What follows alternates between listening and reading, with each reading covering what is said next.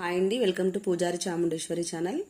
మనము 10వ తరగతిలో పిల్లలు మంచి మార్క్స్తో పాస్ కావాలి అంటే, లేదా సిడి గ్రేడ్ పిల్లలు కూడా పాస్ కావాలి అంటే ఖచ్చితంగా అవగాహన ప్రతిస్పందనలో వారు ఫుల్ మార్క్స్ తెచ్చుకోవాలి.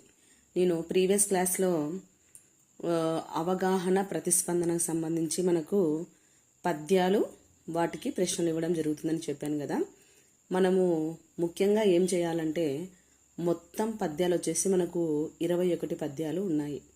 మొదటి పాఠంలో 6 పద్యాలు, అంటే మనకు అవగాహన ప్రతిస్పందనకి ఖచ్చితంగా ఏ పద్యాలు ఇస్తారు? కంద పద్యాలు, తేటగీతి, ఆటవిల్లది ఇవి ఇస్తారనమాట. కాబట్టి మనము వాటిని మాత్రమే నేర్చుకోవాలి.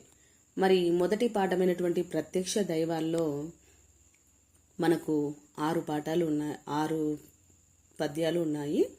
అవి మనం ప్రీవియస్ క్లాస్లో చెప్పుకున్నాము. తర్వాత శతక మాధుర్యం,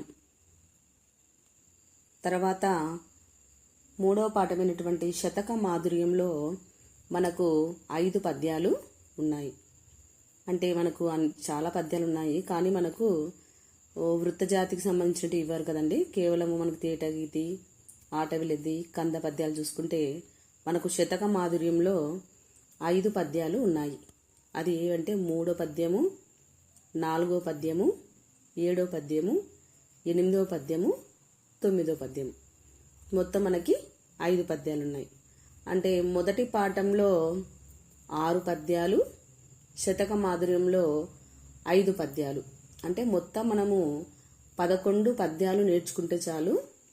ఎందుకంటే రాజధర్మంలో మనకు 10 పద్యాలు ఉన్నాయి.